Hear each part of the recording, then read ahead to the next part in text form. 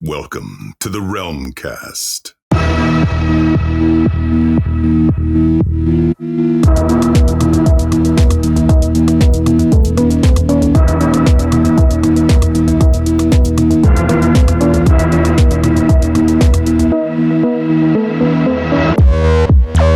to the Realm Kast. I am your host, the Mortal Kombat Phantom, and with me as always is my co-host, our lore master, Yadi. Welcome, Yadi. Thank you, Phantom, and also welcome to the man sitting right next to you, Carlos Pesina. Hello, everybody. That's right. We got Carlos Pesina. The asshole. Video. Hold on, can't cut that out. Our first video interview with our guest in the same room as at least one of us. Yeah. It's awesome. How does it feel? I wish all three of us were here. And then it was like 8 o'clock at night after dinner, and we could have a whiskey or a bourbon. Oh my God. And a cigar, like out on the patio, right? On a cool day. You know, that'd be all. Or even better, yeah, we could do, I'll take a shot and do the drunk Realm Kast. Oh, yeah, that'd be all. Has that ever happened? Not yet. Not yet. We got some good plans for the next time then. Man, But, that's awesome. I'll bring the cigars and the whiskey. Sounds good. So for those of our listeners who are somehow unaware, Carlos Pesina is well known in the Mortal Kombat community as the original Raiden, which leads me to a question which we might already know the answer to, but I'll ask anyway. Who is your favorite Mortal Kombat character? That's difficult because I've worked on almost all the franchise, all the way up to MK11. I know this is a cop out. Yeah, it's one of those. I hate saying this. And when I mean hate, it's one of those things people will be like, oh, he's just going to say the same thing over and over again. But I like playing all of them because I get to do an honor and a good service to my brother and Daniel Pesina, Rich Divizio, and just all the people who played in the cast. I'm able to do them a service when I try to do the motion capture side of it. But when I was doing the 2D side, I really love dealing with it. It's that whole mystique of the Big Trouble in Little China, and it's typical subculture kung fu movie character. The guy with the hat like that. Before Kung Lao did the whole Clint Eastwood thing, I was at least like Clint Eastwood hiding behind the hat, had the eyes and everything. I think if it was like a point system, 100 would be Raiden, and then 99.9 would be all the rest of the characters, because there's a lot of DLC that I did that obviously I didn't do all the performance or every character. I had to share with other performers. When you're playing that character, let's say Alien, I love playing Alien because we grew up watching Alien and Aliens, and we're like, we all wanted to wouldn't it be great if we dressed up as Alien? I was actually physically mimicking the Alien movements, or Predator, or Jason Voorhees, or Freddy Krueger, just different characters. And doing it justice, I'm not bleeding into this. Who doesn't want to play friggin' Batman? Yeah. Got to do Joker stuff in the mobile games. And for the MK realm and for the rest of whatever NRS touched in Midway, I just like playing all the characters. Raiden has that special place in my heart. It's also cool about the hat because you and Raiden, as a result, are the reason I actually love that hat when it comes to any form of design on some fantasy character or just in general. I love the hats now. It's something that's really stuck with me from playing the old games up until now. As much as masks have in the Mortal Kombat universe. To me, that's just Mortal Kombat now, and that's such a great thing to add to any character's design. Yeah, it's a landmark Asian design that everybody can relate to. That and the ninjas instantly, the mask or the hat. But you were gonna say something. Oh no, I think that Raiden kind of iconized the hat itself. And anytime anybody sees a rice farmer, even the immediate thought now is Raiden because of the influence of pop culture with Mortal Kombat. Now, generally, about this point of the interview, we like to ask people, how has Mortal Kombat affected you? But with you, it's completely different. You made Mortal Kombat. So let's go backwards. Let's look at before all this happened. Let's talk about your history before you got involved with Mortal Kombat. You ended up studying art in university, and were you practicing martial arts at this time, or how did you get mixed in with this whole setup, this whole crowd? The whole culture and the whole parents defining you. Okay, so yeah, this is a just like my brother or Ridge or anybody you're gonna ask, it's a long, well, the main core group, obviously Liz Malecki and Parrish are like on that outside of the group, meaning we didn't meet them until maybe in late teens, early 20s. But for my brother and Rich and Hostan and Marquez, Anthony Marquez, we were all together through our teen years. And as you guys know, like the teen years are one of those things where you struggle to identify yourself, but with martial arts being there, it took that away. But let me get into this more or less. So my dad and my mom defined us more or less to an extent, always encouraged us to pursue new things, more or less. With my dad, he knew some martial arts from being in the Army, kind of pushed my brother into going into judo. And at the time, my brother's 9 years old. So if he's like 15, I'm like 4 or 5, I would go with my dad to pick him up at these martial arts schools, see my brother practicing. And if you're a true, let's say this, I don't want to say this is a cultural one. When you're in China, obviously it's like baseball. They teach you as soon as you're 4 or 5 years old, martial arts. That way you can continue on that culture. For us here in America, it was baseball and basketball and football. But when my dad wanted us to learn martial arts to an extent for self-defense and self-discipline. So for us, we grew up with martial arts and that was like our baseball. But I didn't start right away because I'm just from 5 until 11, you're just like trying to do everything and figure out what you really want to focus on. And by the time I was 11, that's when I truly got into, hey, I got to do martial arts 24 hours a day. When I mean 24 hours a day, it's in your head thinking about it. But also at the age of 5, my dad introduced me to Frank Frazetta, because he loved he wanted to make sure his family was educated to an extent. And when I mean educated, just self-aware and self-knowledge, and also learn the basics and make sure you're successful. He wanted his sons to be successful. I was like, you got introduced to Frank Frazetta, the artist, from like all the code. Not personally to him, but my dad was, and this is the story I was going to get to. So we're in this mall, and my dad loves reading, and he loved Robert E. Howard, which was the writer of Conan. And all the books back in the 70s had Frank Frazetta covers. And my dad's like, this is a really good artist, son. One day you should look at his artwork.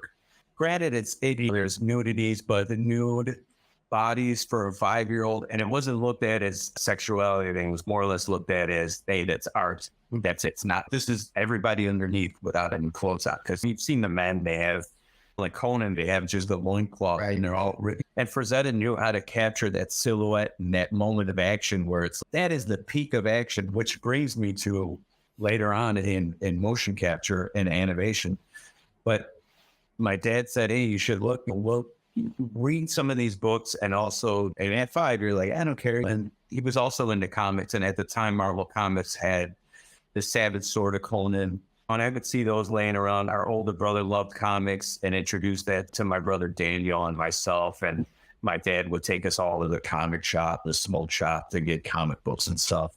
And then I found a Frazetta Volume 1, The Fantastic Art of Frank Frazetta. And I bought it to my dad, and I'm like, I had to be like 7 years old at the time, because once again, you're distracted by many. And I'm like, Dad, I remember you talking about this. And he's looked through it just in case, because he wants to make sure the content is good for a child. And these are all fantastic. The snow giant cutting the guy, and Egyptian queen girl standing next to the pillar, the actual Conan with him holding the sword. And it's your parents define, and your culture and subculture that they introduce you to define events in a philosophical way. That more or less is how I kind of encompass that question you asked. But it's just that and influence of friends and family introducing you to new things and new experiences, and that kind of propagates out and kind of defines you to who you are. So hopefully that answered the question. Oh, yeah. Yeah, definitely. Yeah. And Yanni, it was like you were just saying, like, one, the hat. defining that's right, immediately seeing that silhouette. And two, you had touched upon even before this, in the while we're waiting to do the podcast, you were talking about how you were playing with the Stega Genesis and everything, and your dad buying it. And that defined how you got into a little bit of the whole MK universe. And then, Timo, what was that defining moment like that this is a Mortal Kombat forever that extends? The defining moment for me would probably be when I picked it up on Super Nintendo. Yeah. And brought it home for the first time, and all my friends wanted to come over and play it. And I was like, this is a thing. I'm going to be doing this forever. Yeah. Yeah. And I knew we discussed it before, but this is new to me. So I just, and every now and then I more or less like knowing the origin and the definition of somebody every now and then. So I'll probably interject every now and then when I want to know, hey, guys, what makes you take a little bit? Because I think it's important for me, for myself, because you guys supported us as friends and as fans. And once again, I always say this, I hate using the word fans, but you guys are like our friends we haven't met yet. And you guys supported us. We made a game hoping the best for it, and we wanted to do 100% whatever we touch. But this was lightning in the bottle, and it got so popular, and then you guys like pushed us to the top, and we're very thankful for everybody for doing the gifts. He just did the Raiden post. Yeah. How was it, John? How was this odd rate? The red costume? Oh shit, I got it on backwards. So, Carlos, you ended up going to the American Art Academy. Yeah, American Academy of Art. Yeah. So this all kind of spawned from this childhood 5-year-old picking up these art books and getting into it. And to an extent, it's just like the road you guys took. In the beginning, my parents nourished a little bit of the art, but they also were like blue collar workers, hands on. You got to work with your hands. And at the time in the 80s, it was the cusp of, and I know people got into design and marketing and Leo Burnett and all of that for illustration, but that was left to, once again, Frank Rosetta and those guys like Sal Buscema, everybody, Alex Ross. Once again, those are the guys at the tippy top who got to get those jobs. And for me, I was like, I'm just drawing comics. I'm okay. I'm not Frank Rosetta. That guy is like a savant. I'm just going to draw and do this painting in 8 hours. It's similar to anything. You put your mind to it, you keep doing it all the time, and it's what you love, and it's like breathing that at some point. But I went actually to school for accounting, because in the 80s, that was like, hey, go to accounting, that's you're going to do great. So I got my certificate, went 2 years of college, got my certificate in accounting, was going to go a lot further to get my bachelor's. But at the time, my brother, Tony, our next oldest, so you got my brother, Daniel, who's the oldest, meaning the next oldest. I'm the youngest. Then above Daniel is Tony, and then above Tony is Ruben. So Tony was going to school for mathematics, substitute teacher. He got his education in music, and he said, you should become a teacher, because I can see you struggle. And once again, it's that you can see when your family members struggle, and you understand that, hey, you don't love doing that. That's something you do, and you're like, I'm just going to do it because I'm okay at it and I'm good at it. That's it. And my brother's, I get in it. I really like math. Why don't you get on to my brother? My brother's told him, I think before I got into college, he was finishing his studies. And he's like, yeah, you should try this. Because I would see him at night at the dinner table just doing his math homework. And I'm like, you know what? I kind of like math. And I was pretty good at it. So I went all the way up to differential equations. And I think on Channel 11, I saw some motivational speaker, and I can't remember who it was. But also at the time, my mom said, you know what? You look like you're struggling as well. Do what you love. You like doing this artwork stuff. You should really do that. And I know I spent money and time to extend on education. It was one of those things like that next day I was going to go to the Art Institute, and the Academy guys always made fun of the Art Institute people. Nothing against anybody, but it was one of those things like the Academy of Art was classically trained, and it might be true at the Art Institute. This is one against, once again, those perceptions when you're in that social aspect where you only think of a certain thing and you don't know what's outside of that circle. You're constrained in these boundaries. And we always make fun of the artists who guys like, oh, those are the guys that like pour paint on themselves. And then they're like, it's art, which it is the art to some people. To the American Academy people, the form and everything, the classical, traditional way of drawing, not contemporary. So I changed my mind. I'm like, I'm going to go to the Academy, and went there for 2 years. And during that whole time, did illustration, some oils, the usual charcoal, everything.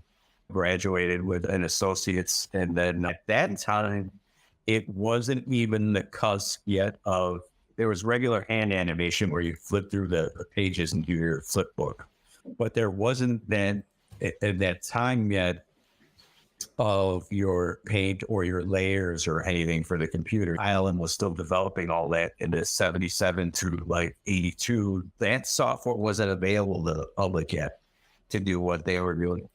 And I think I just hit it at the right time after I graduated. We're talking this 10 years later, for everything to just ramp up and have technology exactly where that person needs it to be. Like, oh, I can just pick up Photoshop, because, that was available at the Academy. Oh, there's some animation software. I could start learning some animation software before I went to actually Midway. And then when I went to Midway, there was a job opening. I had already done Mortal Kombat. I know I'm jumping ahead, but there'll be questions that I'm sure, about all of this history. But at that time, it was like, oh, I kept my foot in the door and then I tried to get in and fuck the shit out of Jack Hager, who was there, art director. Every week, you're like, hey, is that job still open? Just let you know, I'm still available. I did that for, I think, 3 months. And then it just boiled down to Jack just going, fucking just hire this guy.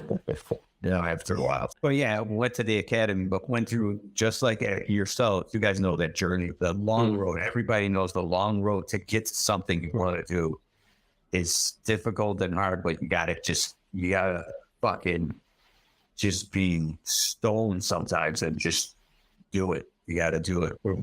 So you just said you're jumping ahead and you're expecting some questions, so here you go. Along that journey, you obviously had mentioned already that martial arts was something you decided you wanted to do 24/7, basically.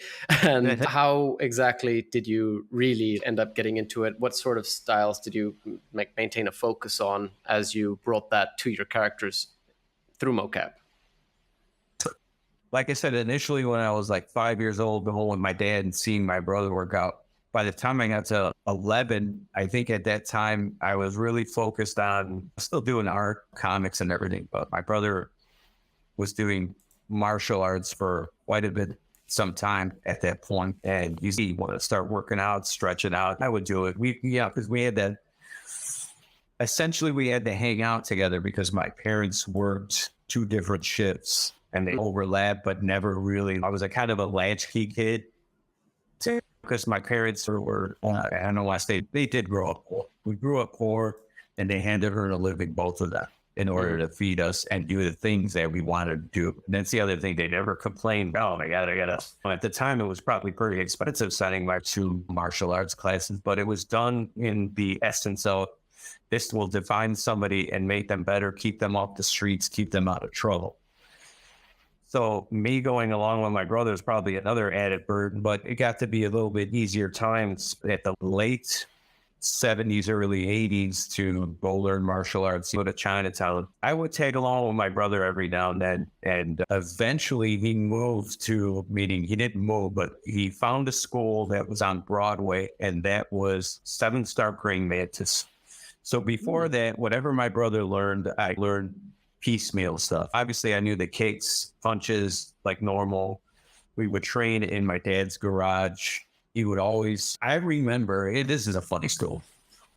So we're in, let's say I'm like 12 or 13, and my brother is getting out of, I think with Lama Kung Fu and into Praying Mantis. And in the Praying Mantis part, they have this iron palm call technique, and then you got to train, and it's a long, arduous path. Like for 3 months, you got to be celibate, and you got to train your hands to be this fucking like a brick. And at the end, when you're done, you got to, in front of the teacher, you got to take a coconut and fucking crack it in half. Do all that. But during that time, my brother's working the 8-hour shifts and going to martial arts. And I remember being in the car with him, and I got to pick up ball bearings. I said, "Oh, why are you picking ball bearings up for?" You know, so I got to put them in a bucket because I'm doing the iron pound training, got the dit down jowl, and gotta strengthen my hands. And in order to do that, you got to buy X amount of. We had to buy a bucket full of BBs, like ball bearings. So my brother found this place that made ball bearings, and at the time there's a tolerance for ball bearings, whether they were making it for the car wheel or some type of wheel, there's a tolerance limit. And if they're no good, they don't just throw them away. They'll either melt them down, or if they can't melt them down, they'll sell them as seconds. So my brother somehow talked to somebody and said, "Hey, I'll buy a bucket full of seconds and we'll use that." And I remember him bringing it home, and my mom had this beautiful, tall, floral garbage can. He just took the bag out and fucking poured the BBs into there and then started down and training his hands to do that. And it's one of those things, like it snowballs when you love doing something. It just, and you guys it's like a fucking crash course. You just want to soak everything up that you want to learn that you love doing. And you just want to just understand all of it. So like from 12 to 13, I went with him to 7-star praying mantis. And I think I got all the way up to, at that point, green, because our teacher, Master Loy, or Master Lai, however they want to pronounce it, meaning whoever, that we had students say it's Master Loy and other students, Master Lai. That's okay. Our teacher, it doesn't matter what you call me, just call me Master. So we learned 7-star praying mantis for a while. And then towards the end, and if we're talking, this is like 82, 83, and that's where he met Ho Sung, Anthony Marquez, Ho Young, because they were Northsiders, we were Southsiders, and my brother would trek the 45 minutes up to the school on Broadway, take us with. And then at the time, in between all that, my brother would teach as a side gig martial arts on the hill by our park, and that's where we met Rich and a bunch of other folks. And once again, it's that cascading moment where it's just everything, life is funneling through this one little tiny little silver hole, and everything culminated around then, where I started learning. After Praying Mantis, my brother wanted to go to China with Ho Sung and start learning Wushu, because at the time the communists wanted to keep their heritage and propagate, even though they knew their culture was dying. And they're like, "Oh, we could teach the people, but the young kids might not want to learn it. Everybody loves Kung Fu. Let's open up a little bit of China and start teaching people." So they went and learned. And when they came back, they would teach us, or when people would defect from China into the United States, we would learn from that. So it's like it's once again, and I'm glossing over everything because it's just, there's so much to say about it. And here's another thing. After Bruce Lee had died, we're talking, this is from I would say 75 through 82. At that peak, Jeet Kune Do was very popular. And I remember my brother going to learn at a seminar. Dan and Asano was teaching Kali methods and Jeet Kune Do, and he went and learned from that, and then would come back. And he was still maybe like between 19 and 25. When you're that young, you're always traveling. And back then we didn't have the internet. So the only way to learn is actually go to somebody and learn. You can't look up on YouTube. You can now. You look up on YouTube. Okay, this is kind of what you're doing. Back then it was like, I got to go learn from this guy. And that you would network that way. In essence, that was your Google or your Yahoo search engine, or all networking and talking to people. And primarily learn every type of Chinese martial arts up until, I would say, recently, because obviously I'm still learning. So, was there any specific style that you chose to focus on, one that interested you more than others, or was it just all coming together? So in 2000, I would say NK Deadly Alliance time, my brother was already doing like internal martial arts, and he started going to China and learning Mahjong. So you have Tai Chi and Xing Yi. So Tai Chi is like this infinite that motion, and I'm boiling it down. There's obviously more to it. Yep. This is just trying to the cliff notes. You have this. It's like the infinite. That's their motion. And then Xing Yi is very like straight on. And then Bagua took the principles from Tai Chi and Xing Yi, which I can understand. Like back in 2000, this whole concept of Bagua is like a coiling. It does this. It's like a whirlwind. And it's not this Tai Chi doing this motion or this. It's actually coiling and doing this. And that from going from traditional contemporary martial arts where you're constantly doing line work. When Tai Chi's kind of like line work and Xing Yi's kind of like, but Bagua had this circular motion, and that was just very difficult for me to grasp that concept. Meaning in its entire, after about 5 years, I was like, yeah, this is the way to go. Because everybody likes fighting this way. You always see fight scenes as like this or that. Bagua likes to go this. So as soon as, and this is just boiling it down, I'm sure somebody philosophically will be like, that's all wrong. This is not that. This is not a history and a technique. This is just an interpretation. But Bagua, as soon as you throw that punch, they immediately want to either absorb and not deflect the energy, but use it and then go around you. So they're always behind you. And you're constantly, it's like a chess game, constantly trying to catch up, but they're reacting immediately and attacking all the time. And there's other principles in martial arts that are not taught. That the walking is actually, and I don't want to, once again, the walking is also looked at as, oh, that's mud walking. No, that's attacking as well as mobility. So anytime you see a martial art, and it goes as deep as you want to, whether it's I'm just going to use it for self-defense or defending, or I want to get into it so much that it's a religion. So in martial arts, you always have to look at whenever they do their stances and they're moving, it's not just because they're moving to root, it's because they're also moving to attack, and they're using every body part to do something. So you always can't look at when you learn something, you can't always just learn, hey, just pick this up and then that's it. No, there's a reason for doing everything, every single move or motion.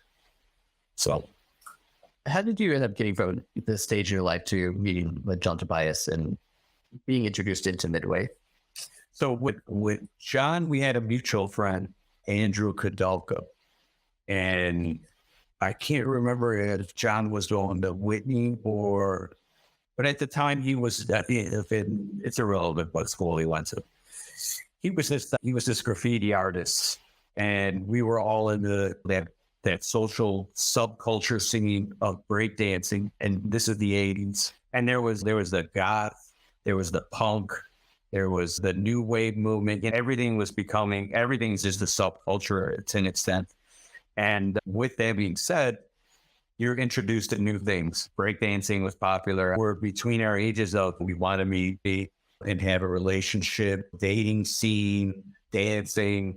And that kind of, back then, all of that scene involved dancing, graffiti artists, breakdancers, martial artists as well, art. That in meeting Andrew through Rich DeVizio, because Rich is like, hey, Andrew's got some turntables. Now, at the time we were into mixing, we did DJing for a little bit, and that was a way to make a living at the time. Yeah, I work 2 days a week and get paid like $200 a gig. I did that for a summer, and it's one of those things like, oh, I'd rather do that than actually have a real job. And once again, this is that whole door that opened up. My parents are blue-collar workers, and you got to work with your hands. And now this whole scene is opening up. So doors were open in the 80s. I met Andrew and then got to know John that way, just hanging out and just being in the same scene. Like, oh, there's John and there's Andrew, and then we're just all meeting up at places and then just drawing comics, meaning drawing our own stuff and just, that's a cool style. We all had a different style. And remember, John knew we were doing martial arts at one point and wanted to do, and I think he was at the Art Institute. Because he told me, don't go to the Art Institute, go to the academy. It was another one of those people that helped you define yourself. And I'm very thankful for having his friendship.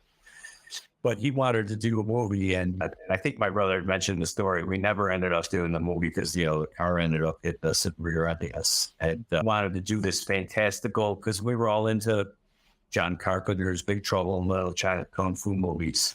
He was into that same scene, ILM. How did they do those effects? How do we do it? How do we do stop motion? But John was just like the rest of us, a sponge that just wanted to absorb everything because we didn't have the internet and we had to go out and either read all these books or find somebody who's, this is how you do it. Somebody who got into it, educated themselves, and gave us a crash course of or clip notes of this is all you need to know to an extent. You can't know everything. Just start off with this, and then eventually, just like photography and law, here are the basics.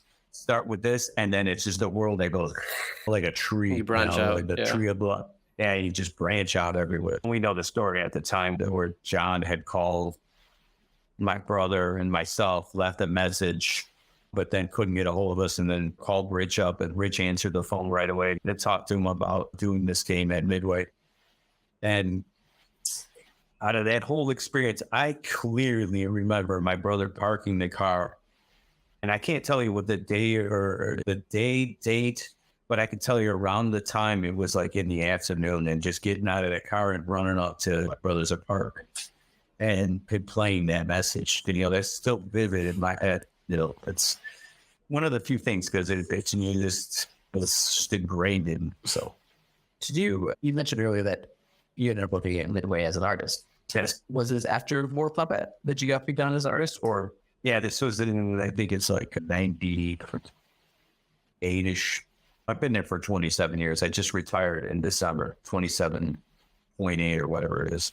But with Mortal Kombat, it's been 30 years. But yeah, around that time, hired to do an open ice with Jack Hager, an NHL game. And at that time, it was in the middle of after Mortal Kombat 2 onto Mortal Kombat 3-ish era.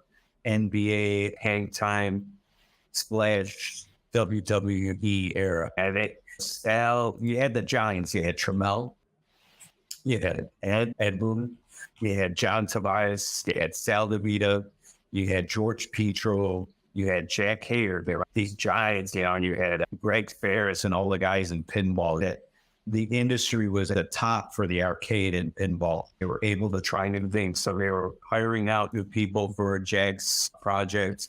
But I bugged the shit out of Jack. And Jack Hager, I fucking love you. He's a great guy. I learned a lot from it. And it's one of those things where, bless his soul, he broke down and was like, okay, I'll hire this guy. We did open ice with Marty Martinez and a few other people and just had a great time. Because you can't jump on a Mortal Kombat right away. Yeah, prove yourself. Yeah. As talented as your friends will vouch for you sometimes, whether it's corporate or in a situation, you're in this ring of fire and you're like, oh, you got to go prove yourself, go on. So that happened before I jumped on to Special Forces and Sub-Zero. It's positive to hear that you were tested rather than just throwing random people on who are untested, actually. So that is a good thing. But talking about mythologies and Special Forces, you are linked with, judging by your career, basically every single Mortal Kombat game there. Is there a single Mortal Kombat game that you didn't actually do any work on, or were you involved in everything? I was involved in almost everything. And what I mean, they could be like going in to show Carrie Hoskins, hey, how to, like for MK4, hey, can you help her out? We want to do this back fist. Can you be the mediator between, which is what I eventually became, like a director between more or less an interpreter, because I knew exactly what everybody needed to an extent. Mm-hmm. And I learned that from everybody there, Stal, John, Jack. One of those things where I learned like, hey, this is the style or the look that they want. Because I worked there 24 hours a day with them and I knew exactly what was needed and was able to also be on the outside as a performer and go, hey, this is how you have to interpret that and try to condense that to as minimal as possible. But it's for metric reasons. You want to be able to show somebody instantly what the IP needs. So that way the performer isn't sitting there for hours and not burning through money. That's just what happens. But you sometimes need a mediator to be like, exactly, I need this, whether it's a back fist, but when you go to here, I don't want it to go here. I want you to go full swing like this, to turn the body. So I would help out with MK4 and MK3 a little bit less because John was on there what he wanted. But just on those two games, more or less like in the, I would say in the forest in the background, just helping out a little bit. Look, I don't want to take away from people's accomplishments in that game, so I just helped out on that. I like to say that, but the rest I pretty much had, I would say, a 24/7 in my head involvement in After Fall. Okay, now that was obviously, as you said, like helping direct the kind of motions that you needed to show and everything, doing some mocap yourself. How about voice acting? Did you do much of that, or at least was any of that just going to be in the previous era of Mortal Kombat, or how did that go? I think at MK4 there was a scene with Raiden in it when they asked me to come in and say some lines, and MK5 was more or less in this Deadly Alliance, where the sound guys are like, oh, we just love that energy that the team had. And this is everybody. They use a lot of people for audio, but for Borracho, towards the middle of the franchise, I was used extensively. And it was one of those things where you're I loved just making up random shit when you're talking Asian. And I really should learn it, but it's a difficult language for me. But just being Borracho, having that voice of, and that deep, gurgling sound. You had Herman Sanchez do some stuff too as well. So it was that element of audio being like, hey, let's just open the door a little bit to do a kind of fan service or friend service or people who support us. Also, we like working with these people. It's easy to get somebody in and do these sound calls. We just need like grunts. I remember getting hoarse with grunts and everything. But yeah, I did a lot of audio more or less towards the MK5 on-ish until maybe after MK versus DC, and then start getting a little bit more AAA game. Okay. Now, because it's an evolution of a company where you're still thinking you're 8 people, and then you grow to 20 to 30 people in a team, and you're still trying to keep everything low budget and not knowing that, holy shit, there's millions of people playing arcade. And then eventually becoming a little bigger budget, better budget, doing the opposite sometimes of what like Planet of the Apes did. Okay, then cut the budget in half and do the same thing. We had that luxury of growing and going, okay, cool, this is we're spending a little more money on, like look at MK11 as compared to A5. The budget slightly changed. But yes. I was just going to say, because you mentioned Borracho, and I did want to ask, because you just demonstrated that you clearly did some of the voicing. Was Borracho firstly all your voice, or was that shared? And did you actually have a hand in creating him, or how did he come about? I don't want to say I designed Borracho, but on the fighting style, then yes, I did. And I say I was a collaborator in a part of the cycle of design, because obviously Hernan Sanchez, and whether it was Steve and Ed and Louis Mangabot, all those other guys, whether they said, hey, do this or change that, Hernan and had that whole, and we call it in the Kung Fu lore, in the Kung Fu movies, it's like the dirty bastard. It's the dirty old man with the hat. He's got the long hair and he's doing the drunken style.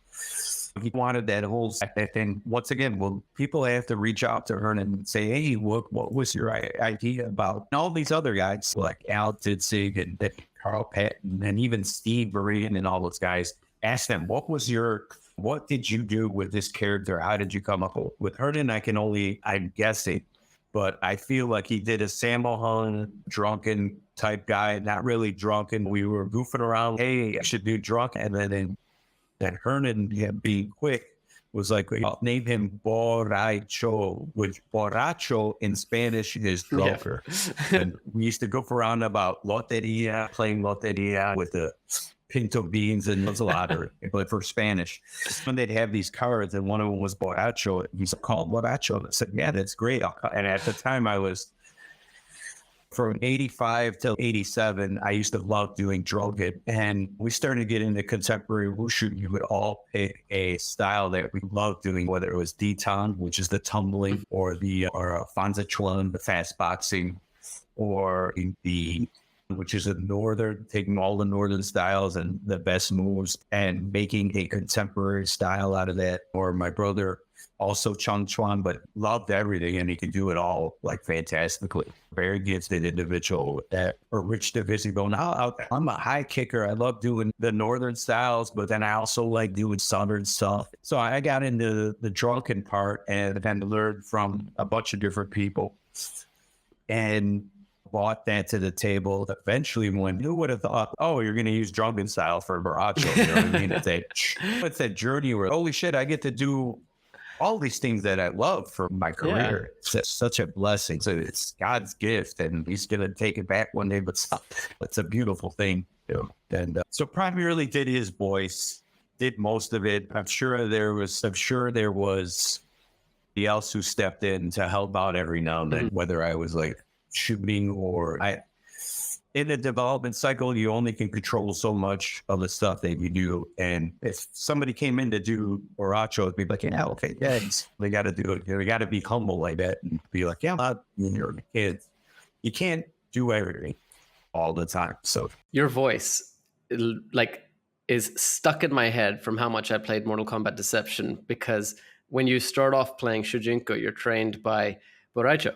And I can still hear in my head, oh, very good, in your voice. Oh, yeah, that whole grumbling, like, oh, exactly. And it might be 20 years later, but yeah, it's the whole like, oh.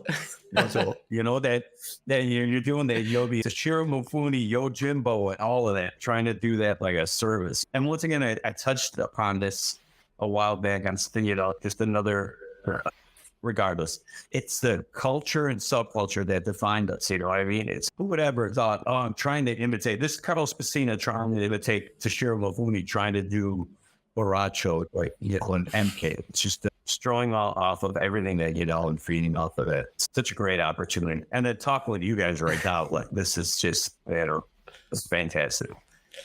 The dream come true. It is. Yeah. Just on the topic of Baracho, sorry, actually gave me a huge source of enjoyment, and many fans in the community as well, actually, because I'm not sure if you're aware of Baracho's sort of impact on the community. Many love him, and many are like, oh, it's disgusting, but in a way where it's cool, but it's also disgusting. And then there are a few who are like, oh, that's revolting. And there's one specific YouTuber who I'm pretty sure most Mortal Kombat fans know just because of how entertaining his videos were.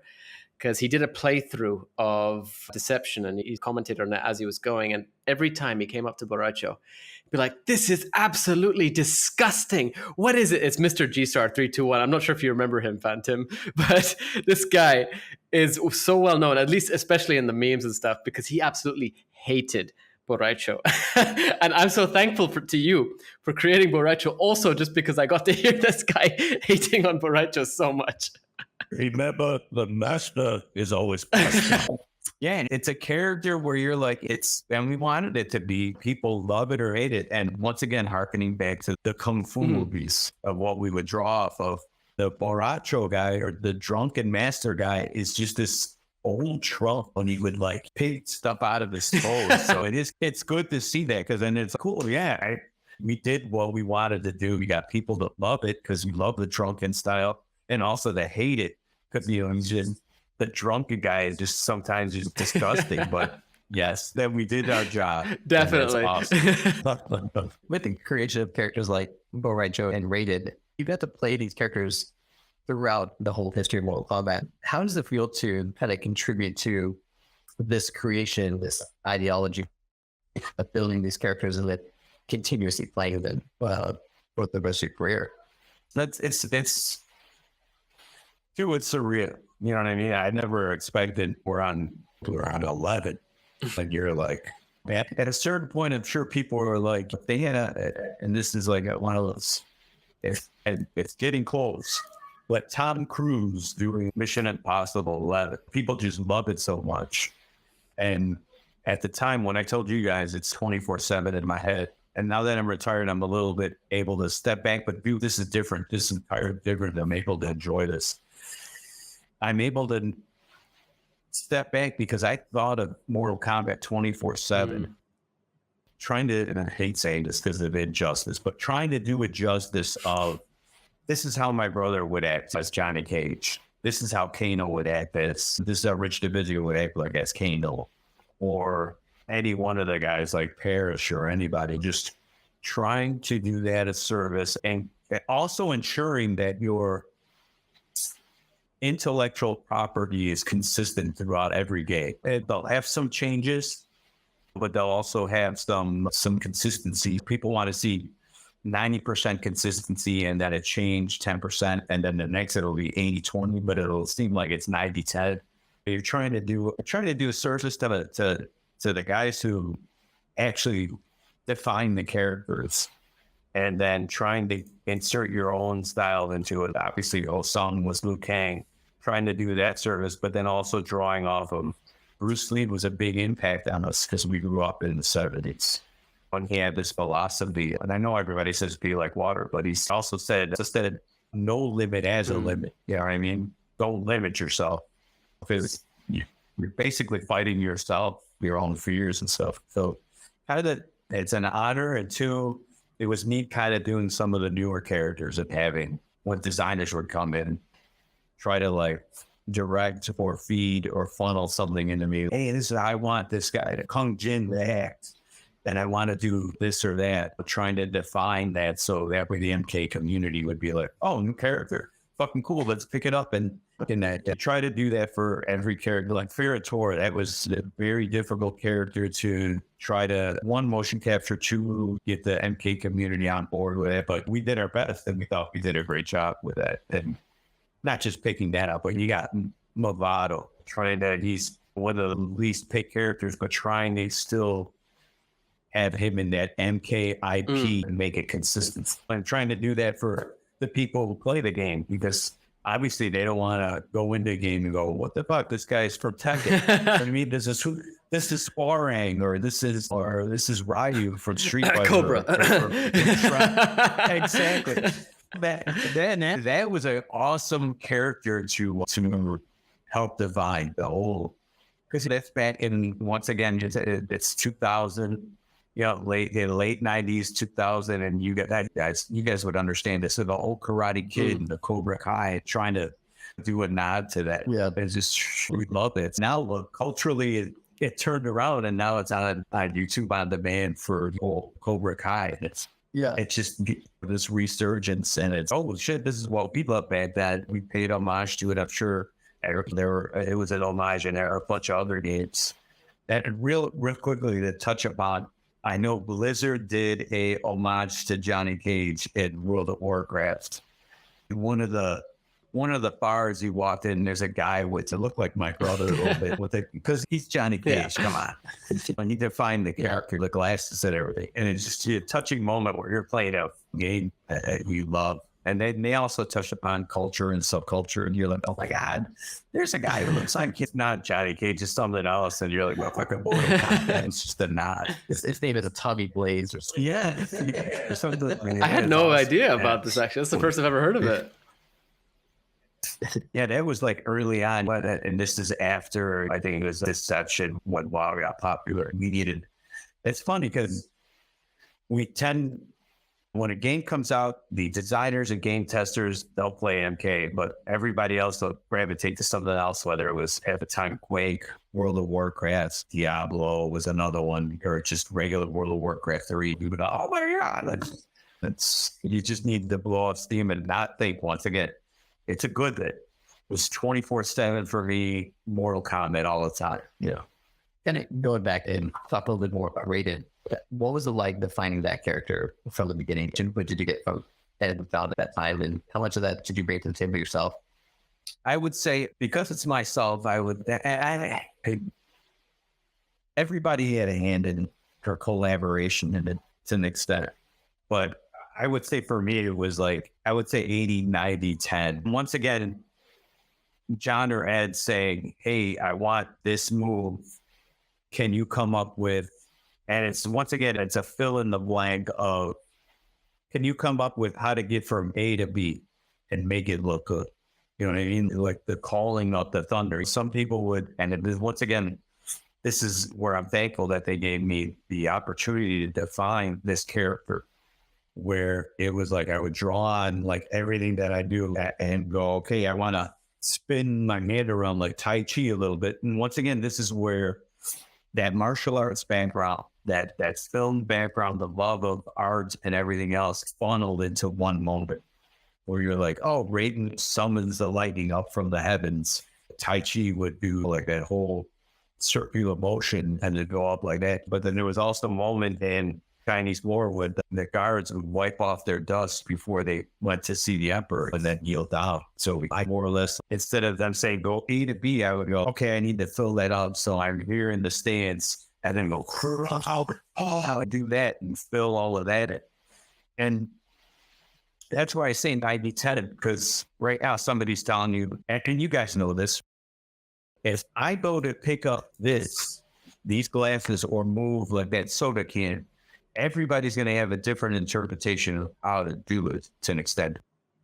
It's that microcosm in your head of like how to get from A to B, how to get that defining moment, how to interpret that.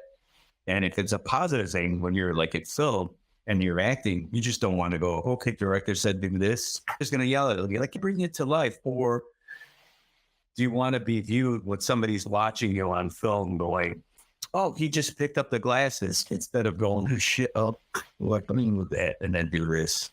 Yeah, there are little subtleties that stand out.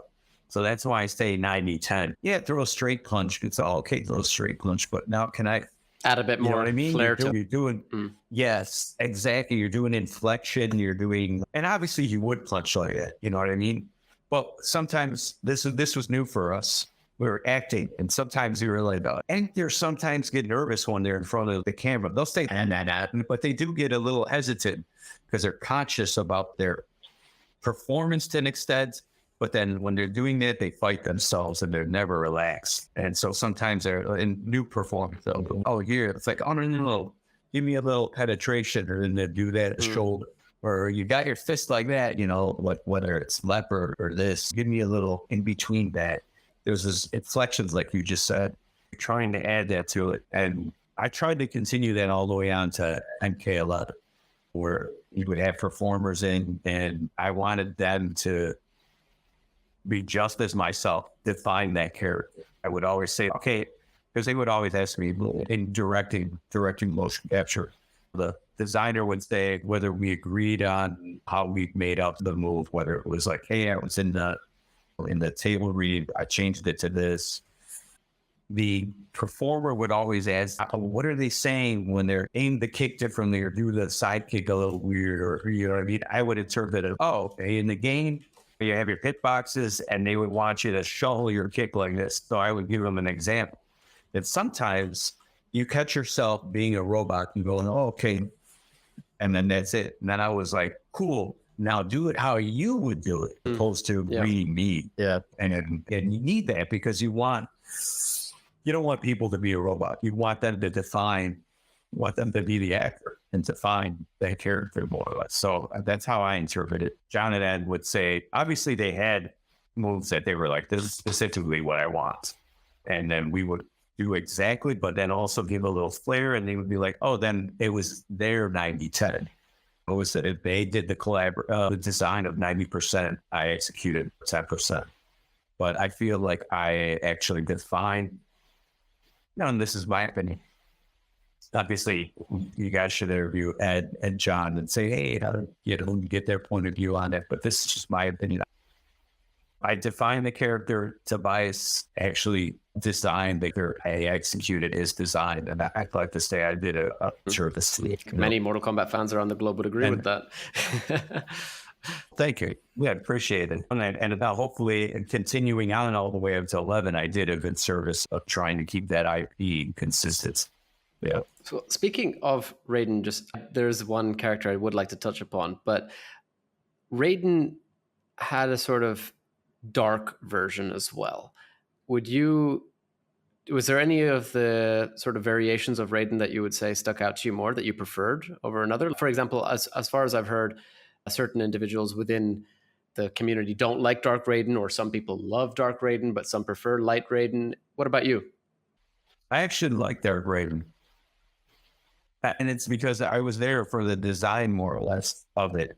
Once again, it's that whole moment during the franchise where you had somebody, and I think it might have been John Vogel, or, and once again, you'll have to ask John, like, how did this Dark Raiden come about? Was it you and Ed?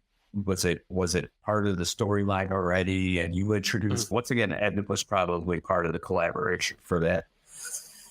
But I remember Louis Mangabot at the time, and this is during the MK 5 through 7, all the way to Armageddon time, where Louis and I were getting into Master of the Flying Guillotine, once again, Kung Fu movies, and Tai Chi Master. And I remember Louis wanted to do a version. We already had Dark Raiden, but he wanted to do the Tai Chi Master bad guy with the black armor, the padded leather black armor, that version of Dark Raiden. And being close to martial arts and in the concept of being Raiden, that one sticks out to me as it's the original, once again, the deciding moment. You have to understand, and I know people say, hey, there's a light and a dark side, but everything in life is intertwined. Yeah, exactly. And it's one of those moments where, Raiden brings everything to light. He's the hero, the thesis, more or less. And then Dark Raiden is on the other side. And indeed, Devor, he's the anti-palette. He's a guy who, like, just wants evil in its own gain to an extent. And I think there's a great contrast in that balance. People should just sit down and meditate for a moment. Like, why do I not like Dark Raiden, when more or less they should say, like Raiden's great, and the Dark Raiden needs to be there for a balance. And I'm not saying, change your mind. Obviously, people are like, nah, I don't like him. That's cool. The majority of the fans seem to actually love Dark Raiden. It's just I've seen a very select few. Yeah.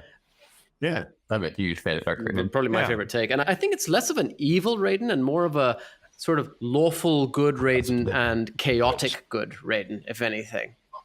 Yeah, to an extent. But I wish they would have played him more chaotic neutral. You're never going to know what the hell you know what I mean? But on the evil side a little bit. But yeah, that's a great way that's a great analogy of how to define it. I'm super curious, and my younger self would kick me for not asking this question. Tell us about your favorite nephew, Kid Thunder. Kid Thunder was, I think it was a John Tobias, John Vogel joint with the small, shrunken Raiden. And at the time, I would like to say that this is just my opinion. I don't know though, like this, you will have to like talk to people to see what was actually that defining moment. Because at the time, I believe the super deformed Japanese anime stuff was very popular. And then that's how it got to be like, the whole Kid Thunder to an extent. And John Vogel doing that. One day you guys should get John Vogel to get him to do that Kid Thunder voice. But it's one of those things when it was like, when we were told about it, hey, we want to do this, we thought it was fucking the best thing in the world. And obviously I've had a son, my son Calvin, and without him as Kid Thunder from now on, because he's my son. Does martial arts, did some work for NetherRealm, but it didn't get into the game, but we still used him for some motion capture stuff. And just like his dad, kind of a little natural, he's natural at doing that stuff, see. When they actually made the character, the rumor was always that they brought somebody's nephew into the studio and filmed him, but that was actually you shrunken down. I think it was me shrunken down. If it was somebody else filmed a nephew in the studio, that's... And I'd love to hear that still. Nothing is because you can't be there 24/7. It's possible. Like, hey, somebody's visiting. Cool. We got this friendship idea. Just throw this hand on, and then we'll shrink Carl's body and be it's possible. So, but it's nice. So we've got Raiden. We've got Kid Thunder, apparently, which was also you just shrunken down, apparently. We've got Boraicho. And there's one other character who I'm very curious about. And this one is very important to me because it comes from my favorite game, Mortal Kombat Deception. Deception and actually Deadly Alliance, technically, too. But Mocap. Yeah. We have Mocap. Yeah. And as far as I'm aware, he was created as an homage to you. Yes. Yeah, and I don't say that arrogantly, as humbly as Steve Moran, the art director at NetherRealm Studios. And at the time, he was a character guy. He was on the animation side. Then John and I started just doing animation. He was supplementing on character. And him and John had approached us like, hey, you guys are, and this could have been once again a trickle down from Ed also being involved in because I never really picked anybody's brain. I was always humble about it. I never picked it. Like, why would I understood why they did it? Because at the time I did, for all those 3 games, I think I did about 90% of the motion capture. Like after Deadly Alliance, because I think we used my previous martial arts, Kung Fu brother, Del Torres. They did some great Manta stuff, and Taekwondo master, female, and a karate guy. And you'll have to excuse me because I can't remember everybody's name, but we had them come in to do some stuff. And after a while, we were just short on time and short-handed on staff that Ed was like, hey, can you just do all of it? Because obviously you're that in between whether it's design, then there's me, and then there's the talent. Can you just get in the suit and we'll just talk to you directly? You say what we need for the IP. You've been doing it for so long, you know what MK wanted to and help it out. And you're in the studio, you know the culture that exists in the studio and how we need things. You're an animator, you know how fast things need to get in that time limit. So what? So I was approached by Steve and John. Hey, we want to do this homage mocap thing. And it was the mocap student with my face on it and my face scan and whatnot, and the texture on there. And it was I'm truly humble. It was very touching to be able to be in the MK realm as like, oh shit, I'm trapped in the real MK video game. There's like a tongue-in-cheek thing. Art trapped, and you were also art trapped because and not trapped as in a bad way, but you're on the production team, you know, part of the project team, and very humble, Masty, in that, you know, saying a few lines while in story mode. John writing. That was a very important line you said as well. I'm not sure if you remember it. But no, I can't. It's like that whole weird shit of Star Trek moment. Do you remember in what was the line? But basically, go for it. Say it. Ow, my balls. Yes. So we're apparently supposed to punch you in the Chaos Realm when we come across you. Oh, go ahead. And if you do it, Van Tim, then we basically unlock a fighting style video. You want to give him a punch or? And that's also an inside joke. Crushing your nuts relates back to the MK, the Raiden Superman move, me crushing my nuts on the staircase. And also, whenever we wore, because at the time in the motion capture suits, the nodes were really hard. And when you would take a fall, man, you would have a bruise on whatever you landed on. Yeah, and at the time, I don't know who came up with it, whether it was Tom Brewster from Mocap Solutions or whatever. They came up with a softer node that when the action guys would do it, it wouldn't be painful when you landed. And then eventually you just got rid of the art. I mean, they were hard. They were like as hard as a golf ball. Like that hard, those notes, yeah. And it's like when you fell on it and you're like, shit, I just got to do it over and over again. I remember one day doing, I'd say 100 falls in different ways. Because I think there was a mode in one of the Conquest modes where there was this wall and you were able to shoot. We were supposed to be able to shoot like the guards on the tower. And I had to fall like different ways because back then we didn't have ragdoll physics.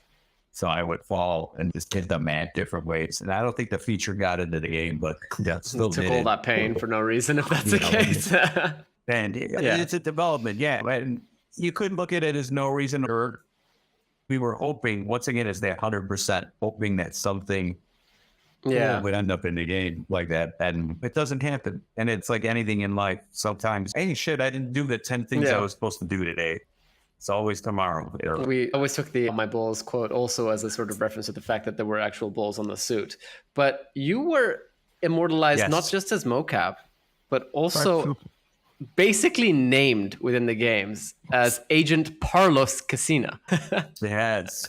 The Satan emissary who joins the resistance. Was that a surprise to you, or did you know it was going to happen? No, we knew that there was a John Vogel. I'm going to put this in, and I think he did an Azafiro as well for Anthony, who's also animator at the time. And it's one of those things like,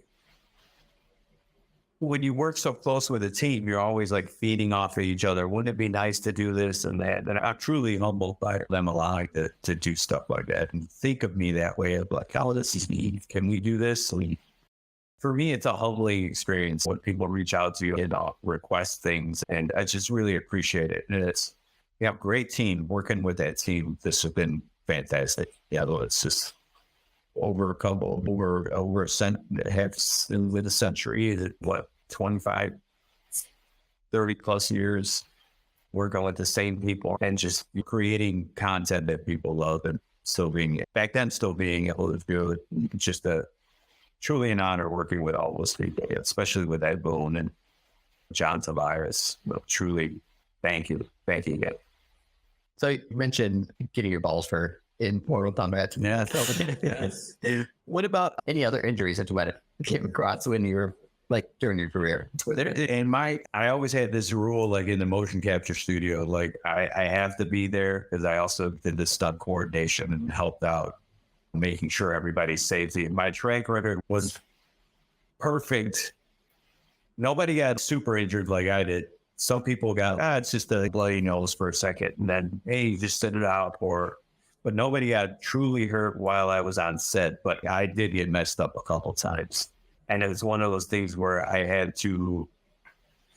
you have to tough it out because I just, once again, I 24/7, love Mortal Kombat, love working on the IP. And I could say I didn't give up. But I stayed hard throughout everything. I think on either Deception or Deadly Alliance, we had one more thing to capture before we closed out 3 months before you got a ship. And it's not that something was needed. It's just we needed a run. And I remember running and I warmed up and I did everything perfect. And then when we filmed, I did the run, but at the last step, I tore, I think, my sciatic all the way down to my heel. I didn't tell those guys. And I said, I think I injured myself. And they're like, oh, okay, cool. When are you guys going to get that animation? And it wasn't like that because I didn't say I'm really hurt. You know what I mean? I played it off and I let them know, I'm not injured. But that night, man, I could not sleep. I thought I was going to cry. It was like one of the worst injuries I've ever had. And it went from my back all the way down. And I was lying down and to this day, I was like, holy cow, I had tears in my eyes. Of like, I should have went to the doctor because the next day I got to go in and animate. But I'm like, oh my God, I look back and everything is all purple all the way up. Gosh. Yeah. And then once again, there was another time doing proof of concept for MK, in between MK 10 and 11. And it was funny, did the same thing, stretched out, and I'm in the suit. You got Taylor, Troy, Marquez there, which is Anthony Marquez's son. Very talented individual. And Chris McClure, who means a lot, very fucking talented. He's like my protege. I tried to funnel almost everything, Chris, almost everything. Just got it hold a little bit back. No, I tried to funnel everything through him. And we were filming a fight scene and everything was perfect, rehearsal, everything. And just when it was go time, like, and then friggin' tore my calf. And it's got to be like at 1 o'clock and we still have 4 or 5 more hours. Director Marty Stoltz and Dan Whalen, who's now there, I think might be the lead of the cinema group. Just there looking in shock. Holy shit, that day's blown and we need proof of concepts. And me being a team player, I'm like, because it's, I know what I can work through and what I can't work through. And it hurt bad. And I said, at the time we had Todd Keller, the lead of the cinematics group and producer. He's okay, that's it. He goes, and he's very, hey, you got to shoot next week. We got to make sure you're all right. And I said, you know what? Fuck this shit. Just put my leg up and I taped it up with duct tape. So that way, because anytime it moved, and everybody's been through this, I felt, oh my God, I can't, but as soon as I taped that all up, all the way to the top from here to here, and duct tape and very tight and just popped like 4 ibuprofens. And I said, waited a half hour and I said, I'm good to go. Let's just keep doing this. And once again, this is that it's stupidity and dedication to the franchise because I knew I could work through it. And there are a lot of stunt people who do that type of thing. They will not tell anybody like they're injured and keep going. There's just many stories I heard of, like, you know, God bless her, Minnie Kelly, like same thing on the Paul Mitchell. I think she broke her ankle and she had to do the show. And I can't remember. You'll have to ask her because we used her as a performer. But she had an injury that was so severe, she kept going. And then when she went to the doctor, they were like, you really have to get this fixed. But once again, the dedication and, you know, that just knowing when to say, hey, I got to stop for a little bit. But at the time, I didn't want to let down hundreds of people on the building. And there's been a couple of times that is bad, but you're just like, hey, I can't just, it's two things. You don't want to let yourself down. You don't want to let people down. And you say it's stupidity and cycle, dedication. It also seems to be selflessness too. You're obviously thinking of everybody else around you. You don't want to waste the day and everything. So that's something to be commended. Yeah, to an extent, but you don't want people using that walking all over your ears. We do have to express our limits. But I'm sure you guys know this, where it's, hey, this is where I have to draw the line. Otherwise, you're taking advantage of me. We've all ran into that situation. I think we all have to be a little more vulnerable because we need to protect ourselves. And we also need to say, this is the line, whether if it's a life-saving situation, obviously that line is blurred because it's based upon the situation. And that's why I said stupidity, because on my part, we probably could have stopped. We weren't shipping. But once again, you're right. It's commendable and it's selfless. I just love being on that team. Or the IP, something that John and Ed and my brother and everybody else created. I'll create, decide.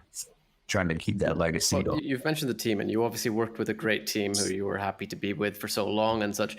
Apparently, on that team, according to online at least, your nickname was One Take because you literally just needed one take for everything you did?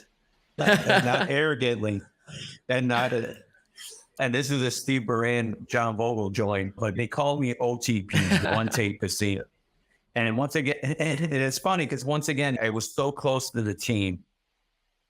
I worked with Design and do immediately get on MK Deadly Alliance. And I always say MK5 because it's just how the development cycle, that's what we were working on. And it wasn't named until a quarter of the way in or a third of the way. And just being so close to the franchise and knowing exactly what everyone needed, I was able to pull it off to be like, okay, do a punch. And once again, being in the suit and having everybody say a million things to me, and you trying to follow that and go, okay, I need to do this because we have 60 characters to do.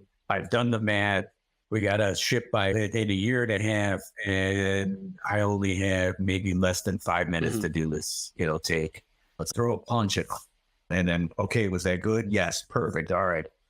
And constantly taking in that direction of, okay, now cut the punch short and just trying to do your best on every take. And it's easier when you're there for the development and you're the performer and you're actually animating it as well. And cleaning up the data. We didn't have, and this is what I want to clear up a couple things. Had to be the mocap tech, had to do the post process, and any final adjustments. And in addition to that, be in the suit, take direction, be the performer, and also direct myself. There's very few individuals, and once again, not arrogance. This is just a confidence thing. There's a handful, maybe less than a handful of people who can really do that type of work. And know the development cycle, and also design beyond that, design characters and also do concept art. It's just, I was a jack of all trades, just loved it and loved doing everything. How did it feel bringing Raiden into a whole new universe when you start working on games like Injustice? That was two things. And I'm not going to state difficult. You have this hesitancy sometimes. I will say this, when you're stubborn and you're like, it's difficult. But when you look back, you're like, oh, there's a hesitancy to try to have this character grow and try to adapt to the times and the culture.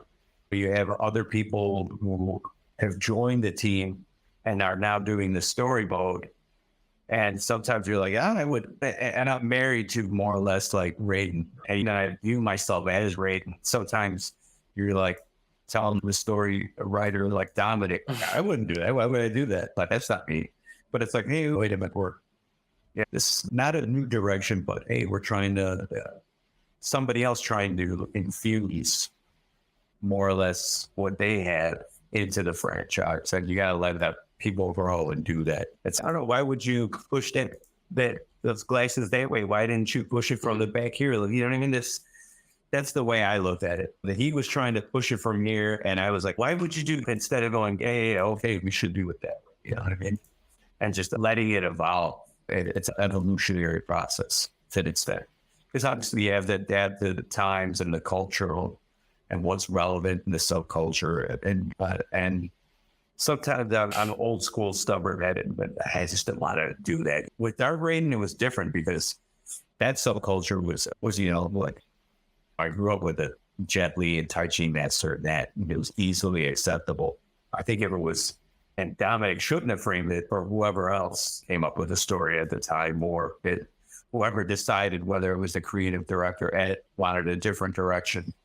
That wasn't really funneled down to me to an extent. It probably was, but me being a stubborn heady guy sometimes is, because I could be an asshole to work with sometimes, but I know what I want.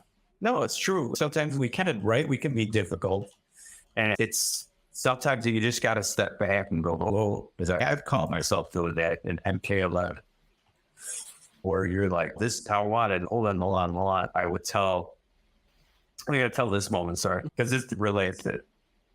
There was a moment where Dan Whalen, animator on cinema, very talented individual, worked on the cinema story. He would work with me with the choreography and Mari Stoltz. He was like, they're more or less their lead animator. This is at the time, their lead animator who would work with everybody to get like, hey, this is how the action is. And he would be responsible for the cinema animation, where myself, Tony Zafiro, Rick Chase, Freddie Palma, and a few other guys, John Martinez, were the in-game involved with that. And Paul Garcia, the designer, and Nick Castro, and Mike Botillo, and those guys, they were the designers, and we had a wrangle on that.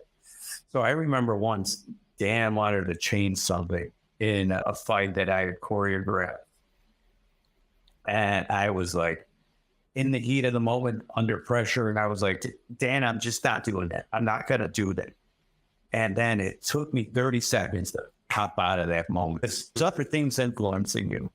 And I looked at Dan and I'm like, you know what, Dan, just give me 30 seconds. I think we can do it. He looked at me like, what the fuck is going on with Carlos here?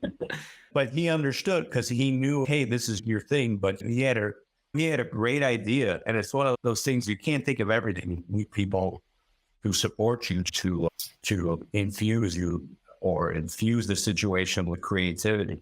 And I stepped back, I'm like, Dan, you're here. Yeah, let me think about it. Let me see how we can do this. And it took 30 seconds. Sometimes you got to put yourself in that check. So one, is this better for what you're working out or collaborating with? Two, there's a bunch of check boxes you got to go. It's going to help the IP. It's going to help the relationship. Is this going to be something great that's like from back then you're like, oh, Kyle, we shook hands and we made this beautiful stuff. You got to step back for a moment sometimes. Even when you're in a relationship, arguing with your loved one, you just got to go, you know what, I need a moment, hold on. Because there's all this other stuff that's in my head it's that demon inside you blocking you. You're not going to fucking do this. You want to do things a certain way. And you got to quash that motherfucker sometimes and is here over here right now. Oh yeah, I'll do that. No, let's do this your way. Because you had to step back and do. Yeah, you want the best yourself. So with that camera going down, I'll share a moment of the mocap studio. This early on, we had the Vicon system. I think we had 24 or 32 cameras. I can't remember, but I remember we were filming, and somebody backed up and turned off the hubs on a wall, a certain section of the camera. And we were shooting like the half of the day. And there's no way you can tell. Like the software doesn't, at the time, it must have been a bug, but the software did not tell us. It looked like the cameras were all on because they're all red eyes. They're all red and they're all on, but they were still getting power somehow. And it's not the way that we changed it up or linked it. but all the hubs were off and there was no information being recorded. We only had half the wall.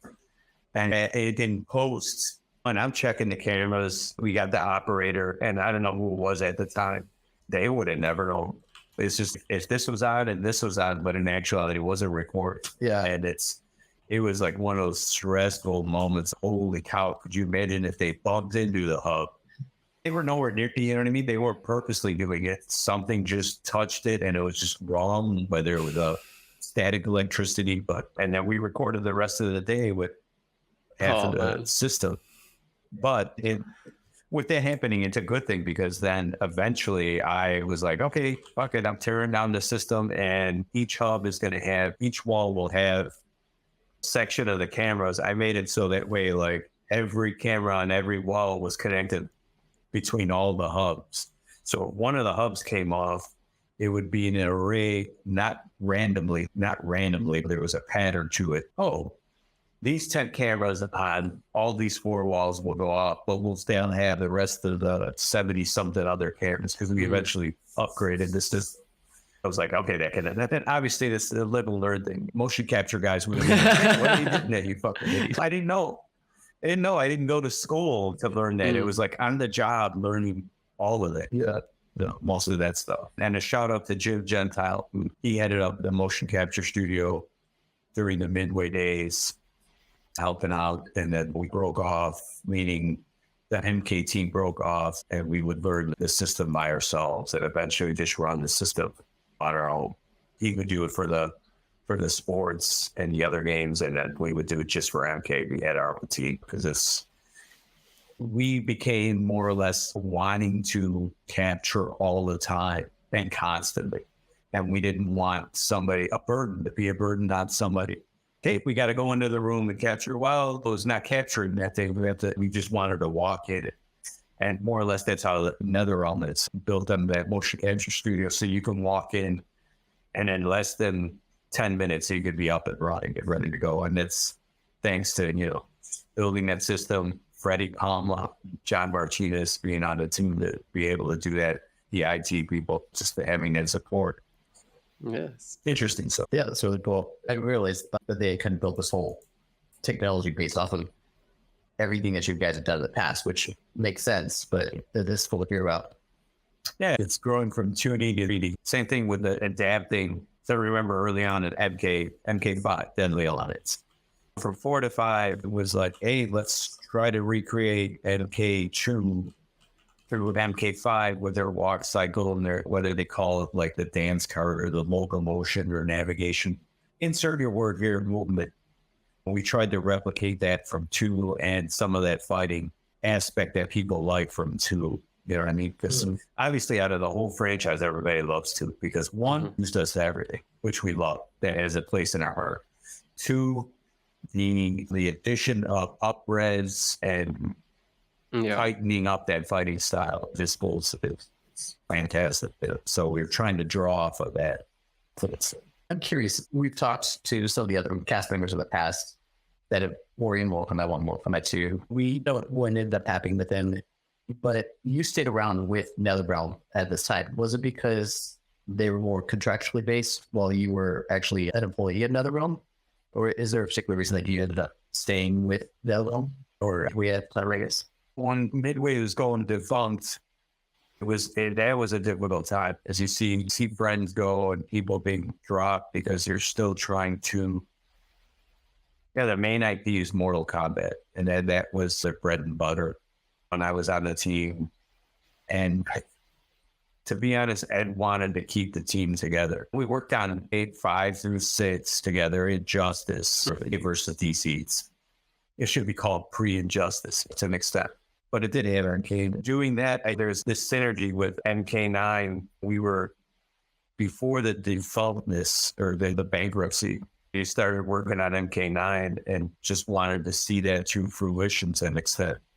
Also, we're having the luxury of Warner Brothers wanting to purchase the IP helped out. But I stuck around because, once again, it's that devotion, and you don't want to leave and see hundreds of people lose their jobs. We had a lot of people that, that you love working at. with Rick O'Mara was at White about working with him, and he was just getting, just from a transition from a contractor to, and I worked with him on Shaolin Monks as well, because he was just a contractor out on there, working on the opening with him and Mari Stoltz and the rest of the people in the cinema group back then.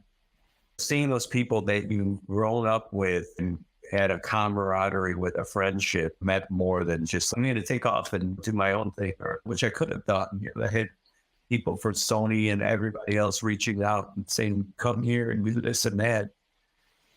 And at the time, I just wanted to, like now, I wanted to do what made me happy. Still, what would make me happy is seeing myself happy and other people, and staying out as a motion capture lead animator at the time for the NRS for NetherRealm. And then also having that adventure. You don't know what's beyond that door. You open the door and you can see it's a fucking beautiful day out, but you're like, when I step out, the cloud's going to show up, and it's because we've still, and this is what I draw on my experience. We've seen that with Studio Nigate in Taipei, and a great group of individuals leave and wanting to do an IP and saw that fail. You also don't want to fail to an extent. You're like, yeah, let's stick around and make beautiful music together. And it was a great experience. Like, staying on as an employee, yeah, I'm sure I could have contracted out, but I wanted to more or less define.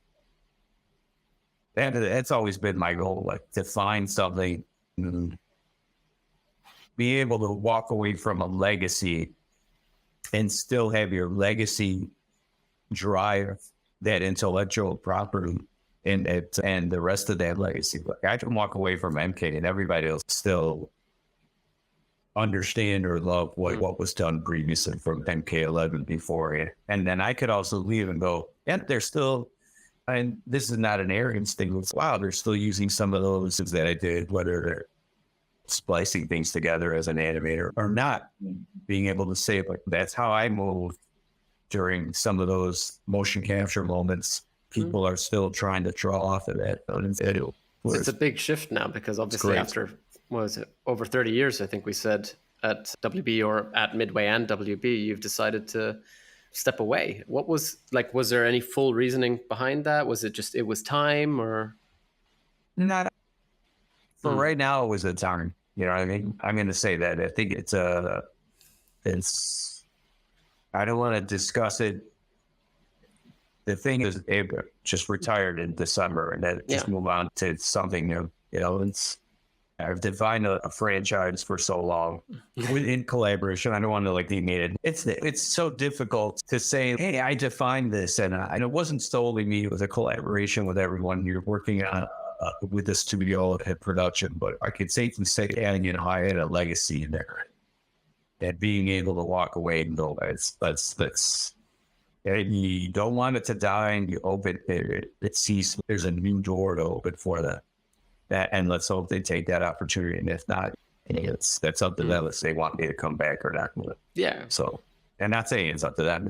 Right now I'm happy. I want to do this, but I'm unable to do interviews or shows, hang out. Not saying people didn't allow you to hang out with your family, but going to a trade show, hanging out with Tim Kitzrow and all the other guys, Warren Davis, Paul Niedermeyer, those guys that I worked with back in the day, and seeing them again, and just, holy shit, man, how's everybody? How's the family? How you guys doing? You're involved in a project that, once again, this is me, and this is how I was, 24/7 MK, no matter what. So I explained this to Jennifer, who's still there, character artist, Jennifer Hedger. I told her, like, I go, it just hit me that 24/7 on my mind, Mortal Kombat. And I said, there was a moment where I was reflecting, and I remember this. I would have 2 weeks to come up with my action choreography for a chapter in MK11 because our production cycle was so tight.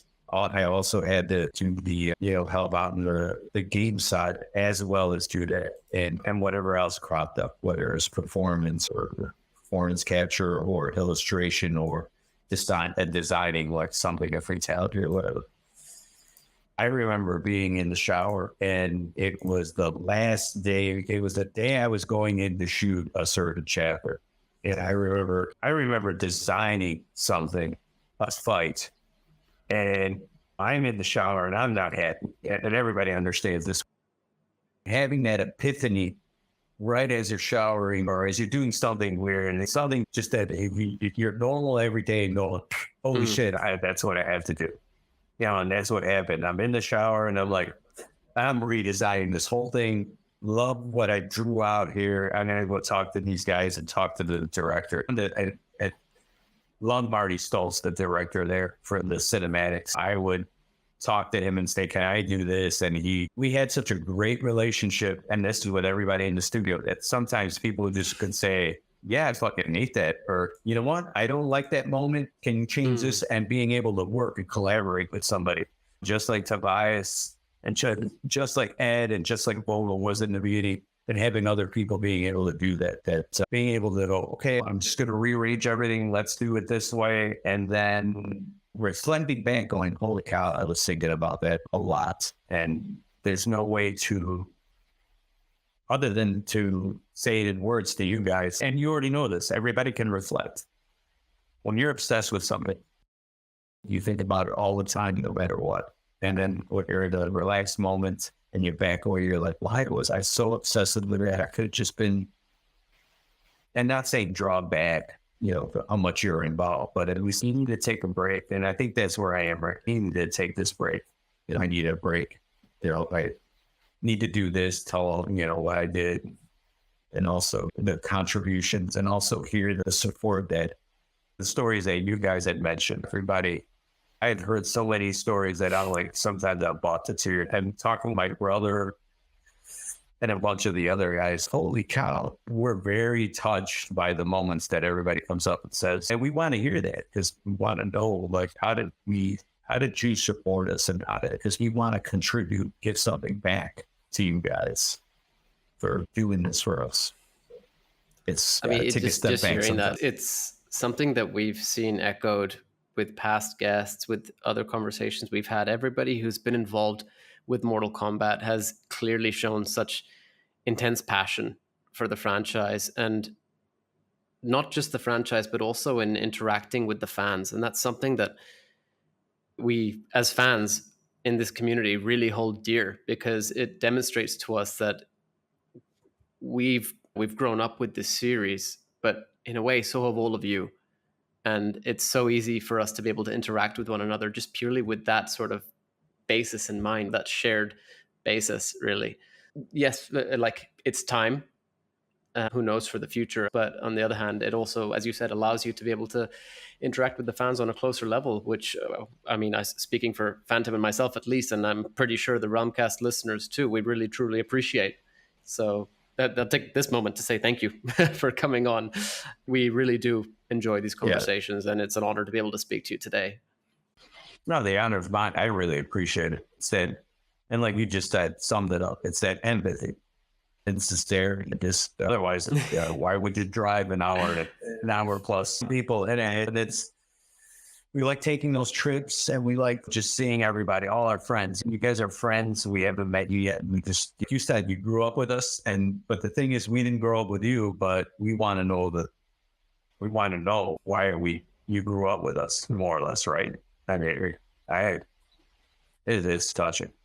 I'm curious, what was this feeling like? Was it pretty surreal to portray Raiden the Thunder God one last time before he left? Did you know that was going to be your last time playing him? Or what was kind of going through your mind as you were wrapping up that chapter in your life? I'm always playing Raiden because it's me. Yeah. Whether I looked at it like when you're at a show taking pictures, and this is something like, this is another thing that certain performers don't accept. And I'm not going to say every performer. It's just they hate being stereotyped to an extent. I'm going to quit after doing 1 or 2 or 3 or whatever, and they all steps in. But I think all of us that have been the actor or performer for a certain character continue on, because that's who we are. It's a character, but that's us. We define that to an extent. And I think that's why we still love reaching out to the friends and everybody and all the community. It's one of those things where it's like, it's difficult to put a finger on it because that's me. And I didn't look at it like, oh, this is the last time I'm playing Raiden. Sure, I'll get to do it again. And if I don't, then I'm still angry. I'm comfortable with myself. With Raiden, because obviously it's such an iconic sort of character you play, as you said, he's you. Was Raiden basically agreed within the studio to be the one character you mocapped for, or was it also a shared responsibility? No, and this is another moment. Like, I remember having a discussion once where, because sometimes you're so passionate, you have your blindfolders on and you're like, I'm just doing everything. I'm going to do everything. You got to step back sometimes. Like I said before, whether it's take a break or you're having that moment where you're just clouded by your obsession. I was told once, hey, you got to step back a little bit. Yeah, because I'm not young anymore. And it wasn't said because, hey, you're old now. It was just like, hey, you're doing a lot of shit. You can take a step back and you're still directing people, doing this and that. So it took a while for me to get to that point because once again, I'm stubborn and sometimes I'm fucking hard to work with. Now I'm easier because I'm just philosophically a little different. I would say 10 years ago, I was like, nah, I'm not fucking stepping back. I'm doing all this shit now, just to be arrogant. And it was like, hey, there's got to be a balance because, if your cup has to be filled again, you're an empty cup and people fill it.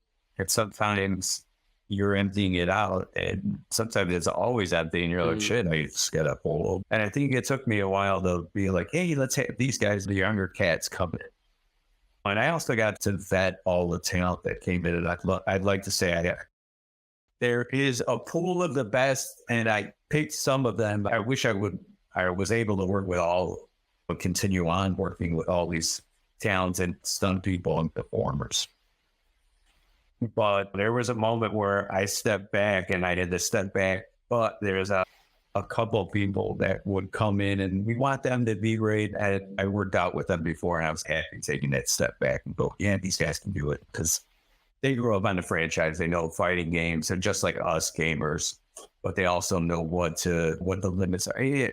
It's funny that stunt community, all of the performers, all of them, a lot of them play video games. A lot of them are like us, passionate and view movies and everything. And when you tell them like, hey, we're doing this character, they're like, oh, you mean we did Alien? They did passes. How he comes off and whole moments of how they move and everything. And I studied the first and second one. And yeah, I got a coach. I can do this. And being able to relate to somebody and go, yeah, that guy's got it. I don't have to. I just say a couple directions and they fucking absorb it like a sponge and they know, yeah. Having performers, a director, and everybody who's all on the same signal. And sometimes that signal might be off a little bit. You got to tune it to get into that level. Having everybody all on that same signal, you get great harmony. And two, your cost production you goes become down. more efficient. You know exactly what the other person needs. Like, exactly. Yeah. I hate using the word. It sounds kind of machinist. I get it, yeah. Point is great. Exactly. Everybody's used that so much that now they want a new word, but efficient is the word. Yeah. You become like just calm. It's just, perfect. And once again, it was great to step back and go, yeah, these guys got it. Or be like, you know what? No, I got to push you guys more. Because that's the other thing I'm doing was, even though they did the character in directing, I knew exactly how a kick was thrown or how a kick should look, or even if it was on a certain angle, I was able to push the performer or myself. Hey, do it like this. There were some guys that were uncomfortable. I'll mention this. Very talented individual, Eric Jacobus, but he could tell you, this is my limit. But I knew him so well. I'm not saying I don't know him as well as his wife or somebody that's super close to it or God himself. But I knew he had it in him. But sometimes where you're like, okay, I can't push this person, they're going to get hurt. Or I can't push this person, they're right, they can't do it. Then you swap them out. That's great synergy.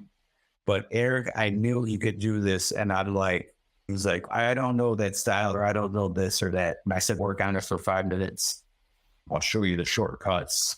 It'll be good enough for everyone else. But if I was looking at it, or my brother, we would be like, nope, that's not what we're about. We're making a video game. And we got to get it good enough. So if he didn't want to do it, and I said, cool, I want these 5 people out here. You're the guy doing it. And he's but pushing, and it looked fantastic when he did the work. Like, he was the Shane Sung in MK11 when he was doing the dodge stuff. They did a great job. Him and Nate and Brendan Ure as Nightwolf. Everybody had that. Lauren Derrick-Chin, Tekla, all those people, Mindy Keller, great people to work with. And I knew their limits, and I knew when to push them and be like, hey, that kick, yeah, I've seen you do that kick, granted, they might have been working all day. I push people to be like, hey, you got to be 110% for all of this. And I know when to push you when you're tired. Take 5 minutes, take a half hour. I know when to push people and when not to. And I think as a director, sometimes we need to step back and go, okay, I know when to do. We'll get the best shot. Obviously, if it's daylight or something you can't control, meaning when you're doing a shoot or a brief or a case, you can't push it. It has to be this right moment. It's got to be right now. But sometimes, hey, take a half hour, take a break, or reflect and see how I can attack this. But I'm curious then, just with leaving the role of Raiden behind, are there any specific inflections, as we called them, that you've sort of recent ones, because you've already showed us the whole motion that you had before, anything that you've left Raiden with more recently that you would say is yours? Then that's difficult to say, because you know what I mean? When you're in the studio and when you're with the performer and you say, can you do it this way? And they interpret it. But sometimes they'll say, hey, how did you do this? And then you'll show them that, and they'll take it and they'll interpret it a little bit, or they'll take it in the direction they want to go in. Not so much, I would say, to answer your question. But yes, you know what I mean? It's a 50-50. Sometimes it's, yes, this is Raiden, this is what I defined. And 2, this is what the performer, whoever they got in the past, and he did that. That's his moment, more or less. Obviously, the iconic, this pose will always be, yes, I defined it, but also, John came up with that, the side cabinet art. And there's a lot of elements in all of the characters that are still me and are still something that I define more or less, even though design was like, hey, do it like this, and I'm like, okay, cool, I'll do it like that, but then I want this inflection because it's all your emotion, it's all you. Exactly, and there's still some of that in. So do you have any new or ongoing projects that you'd like to share with our listeners, or where can people find you now? I'm on Instagram, Carlos.Pesina, or however that. I've been off for social media for about 2 years. And then finally, when I retired, I'm like, I'll get back into it. And then it just snowballed. My brother's, hey, can you do the show? Hey, can you do the? It was fantastic. I was like, oh yeah, like, I want to get to hang out with my brother. I'm going to do that shit. And Rich, the first show I did was with Tony Marquez, my brother, Rich, John Parrish, bought my son with, because that's his uncle. You got to understand, the kids were loving it when, like, Daddy's more Mortal Kombat. And then by the time we went to Galloping Ghost one time, I signed a lot, and they were like, oh, yeah, Dad, signing shit. But by the bigger events, they were like, oh, cool, we're going to Galloping Ghost. You're signing? I just want to go play video games. Yeah. So right now, no projects, just more or less focusing on the past 6 months, doing more of these, more inventions, more my own projects, meaning when I mean my own project, like I'll do a drawing or I'll do a painting myself. And if that's something I like, it's my own thing. Doing a lot of stuff at home because I own a ranch, and that takes up 2 to 3 hours out of your whole day doing that, which I love. It gets me outside, and I want to do my own thing out there, and then take a break, smoke a cigar, or like at night, Jennifer wants to hang out on the deck, and we'll have and everybody else who want to relax, because we just been working so hard. But it's one of those things where every now and then I'll help out somebody on a project, It'll be like a day or two. It'll get me into that, like, I just want to do it again. But then the next day I'm like, I want to do my own thing again. And it's, because you were doing something habitually for 30 years. It's a weird shift in routine, right? It took me a while. It took me, I'd say for the first month, I was like, okay, I got to do, that we're going to do this, got to do this, was in that mode. And the second month, let out a exhale for a second.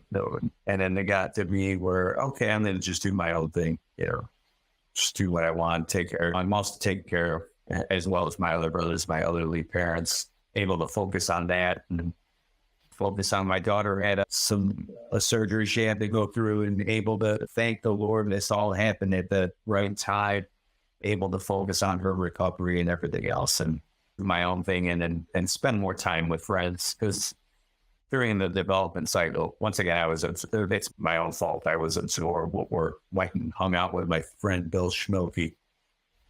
He's been asking me for 15 years, come up to the cottage, come up, we got a boat, get on the boat, sun all day, go swimming. And during those 15 to 20 plus years, I've been like, nope, got a deadline. Nope, I got 2 weeks off. I can't do that. I got to do this because I'm going to be at home. I got to take care of all of this stuff. For us, our home is our vacation home because we love it out there.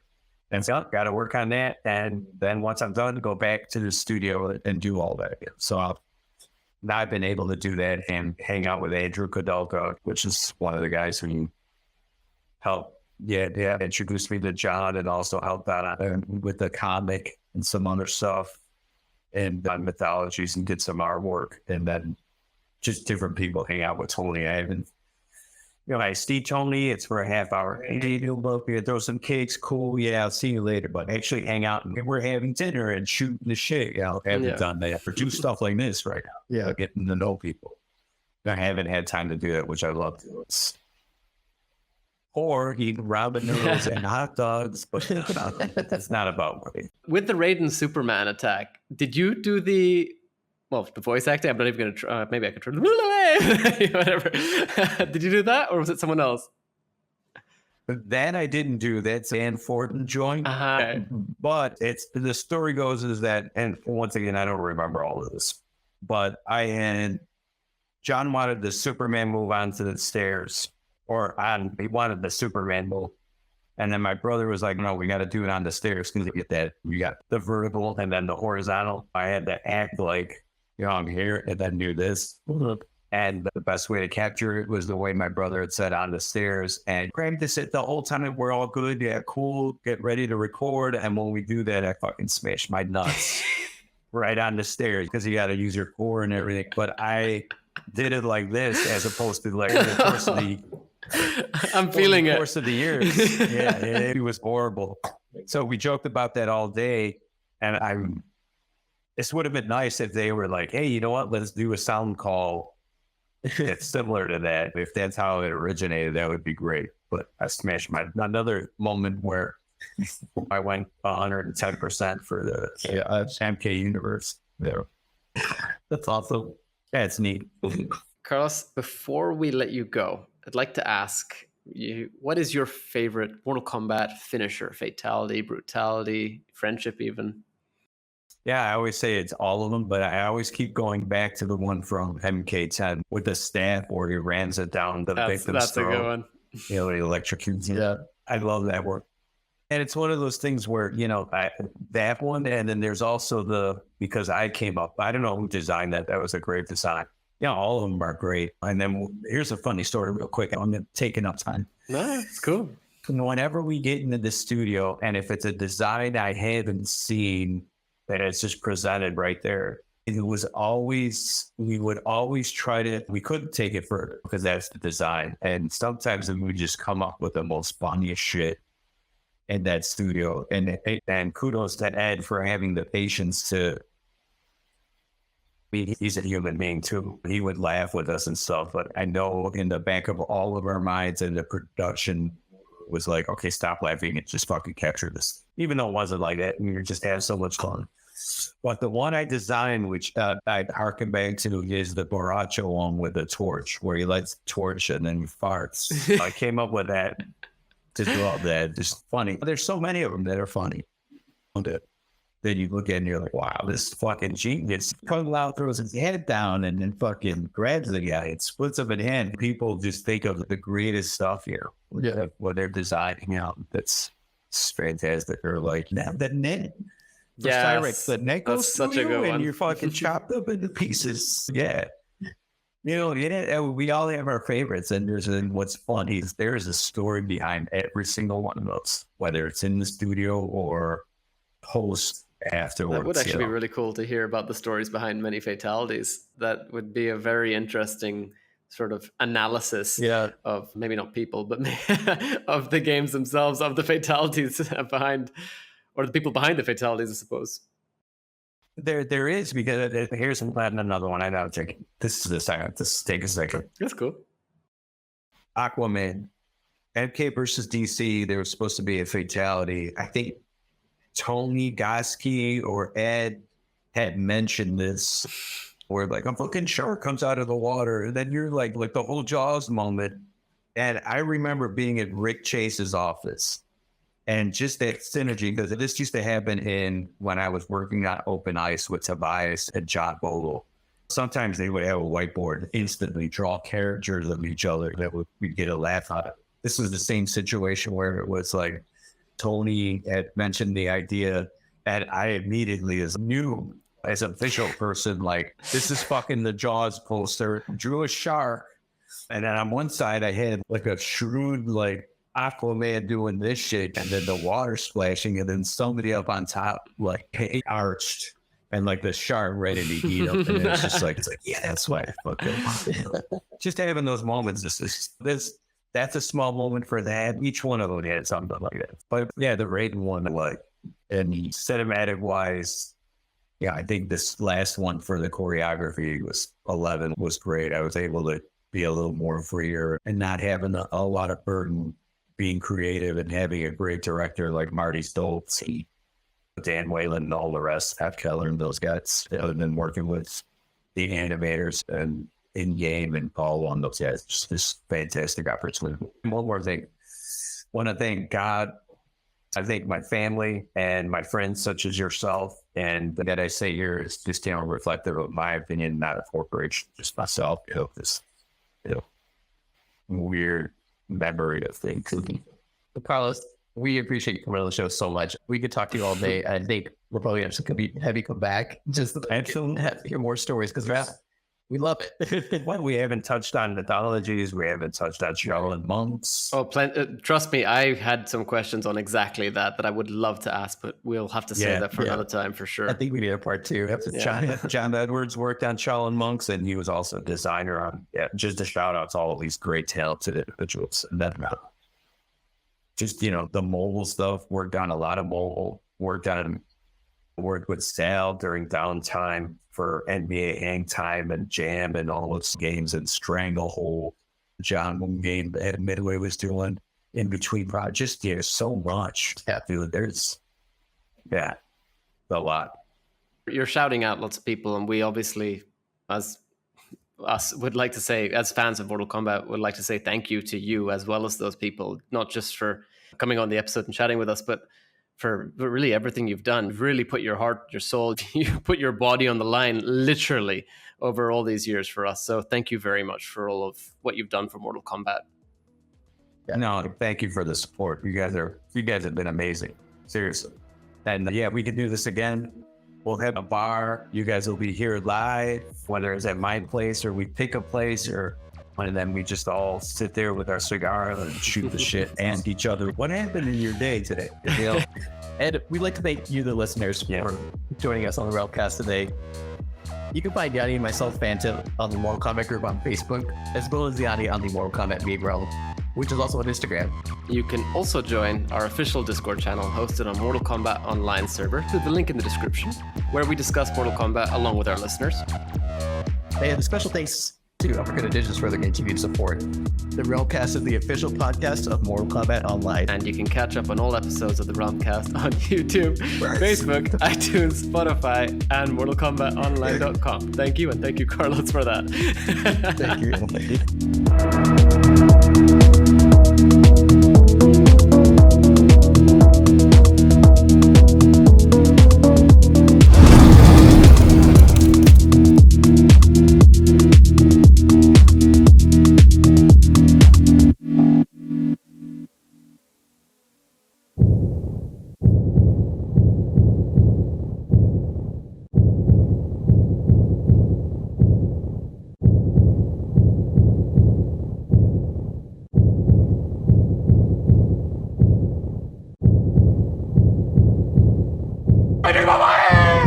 Oh, my balls!